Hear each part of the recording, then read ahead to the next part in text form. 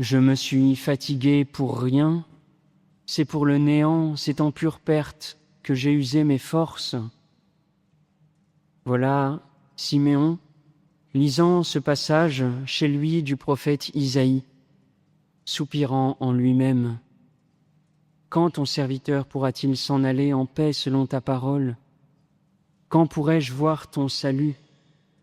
Quand Israël sera-t-il sauvé? Et pourtant, mon droit subsistait auprès du Seigneur, ma récompense auprès de mon Dieu, continue le prophète. Courage, Siméon, se dit-il, poursuis ta lecture. Il viendra le Seigneur, il te l'a promis, ton Messie viendra. Et l'humble vieillard de se pencher de nouveau sur son rouleau. C'est trop peu que tu sois mon serviteur pour relever les tribus de Jacob, ramener les rescapés d'Israël. Je fais de toi la lumière des nations pour que mon salut parvienne jusqu'aux extrémités de la terre. C'est là dans son cœur que Siméon sent, par l'appel pressant et heureux que vient le serviteur de Dieu, celui qui a été façonné dès le sein de sa mère pour ramener Jacob, pour rassembler Israël. Aussi vite qu'il le peut, il se rend au temple et son regard scrute l'assemblée. Peut-être voit-il ceux qui se présentent, des riches familles, apportant dans des habits luxueux et avec ostentation les meilleurs taureaux pour le sacrifice. Mais il sait que le serviteur du Seigneur ne sera pas reconnu. Il connaît l'humilité du Seigneur, et c'est peut-être là qu'il aperçoit cette famille que l'on a fait patienter avec les autres, avec ces pauvres qui n'apportent que 2 petites colombes pour le rachat de leur premier-né. Peut-être qu'au moment de leur passage, de la présentation de cet enfant qui sera donné au Seigneur, un lévite s'avance et proclame dans le temple « Voici mon serviteur que je soutiens, mon élu qui a toute ma faveur. J'ai fait reposer sur lui mon esprit. Aux nations, il proclamera le droit. » La parole frappe le cœur du vieillard. C'est lui. C'est bien cet enfant.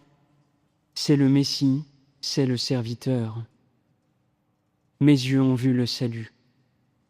Mes yeux ont vu le salut, dit-il en prenant l'enfant dans ses bras. Cet enfant, il vient comme un racheté, mais c'est lui qui nous rachète. Nous avons été épargnés de la mort par Dieu en Égypte, et voilà que celui qui nous sauve du voile de la mort qui couvre toute la terre s'est fait l'un de nous. Il est notre salut, oui, la gloire d'Israël, celui qui apportera la lumière de la vie à toutes les nations. Il s'est fait en tout semblable à nous, ses frères. Il sera le grand prêtre miséricordieux. Il intercédera en notre faveur, car il connaîtra tout de notre existence, et il enlèvera notre péché, lui qui est sans péché. Il nous apprendra à vivre de nouveau. Il prend chair et sang, et nous rendra libres de l'esclavage du diable, de la peur et de la mort. Oui, maintenant tu peux laisser ton serviteur s'en aller. Béni sois-tu, Seigneur, je ne me suis pas fatigué en vain. Et bénis soyez-vous aussi, vous ses parents, continue Siméon, de nous apporter le Sauveur du monde. Mais n'oubliez pas, vous qui vous réjouissez, les prophètes l'ont annoncé, il sera un signe de contradiction et provoquera la chute et le relèvement en Israël. Il portera nos péchés. Ses blessures nous apporteront la guérison.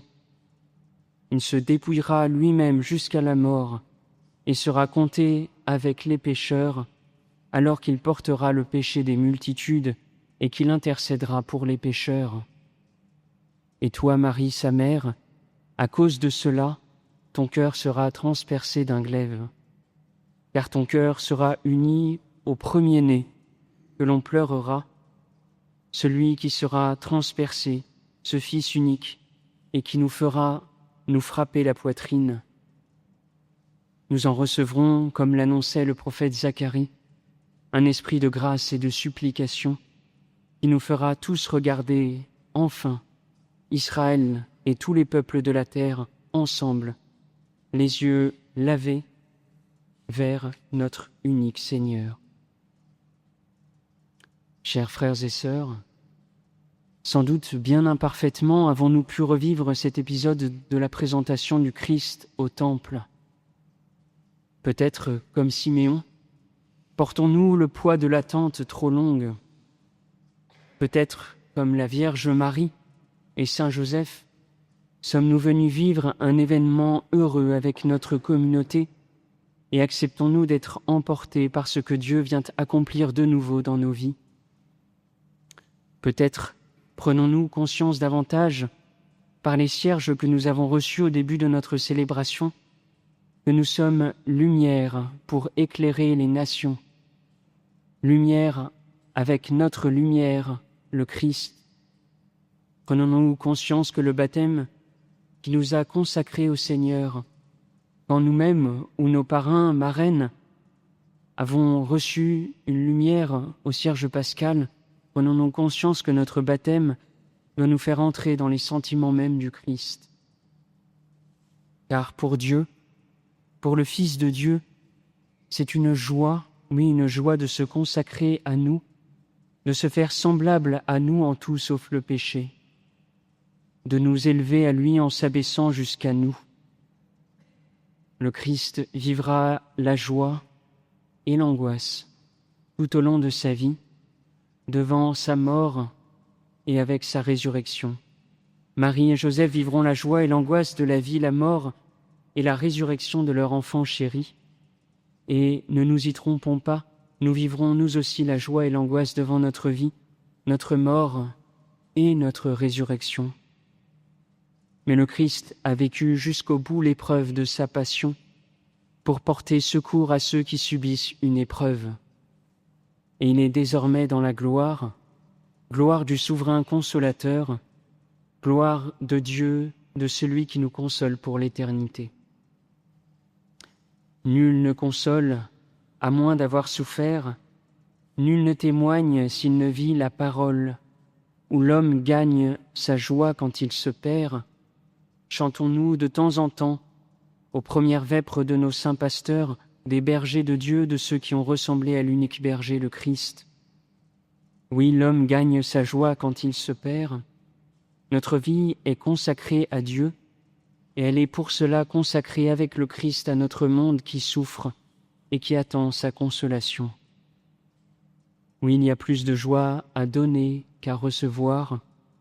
Oui, il existe une richesse, un royaume invisible, le royaume des pauvres de cœur, invisible à notre monde car il passe par la croix, par l'amour jusqu'au bout, l'amour qui se donne et se redonne sans se reprendre, mais en se redonnant sans cesse.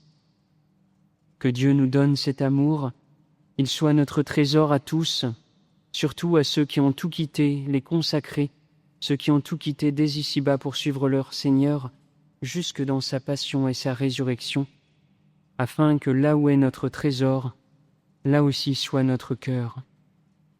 Fais-nous voir, Seigneur, ton salut. Amen.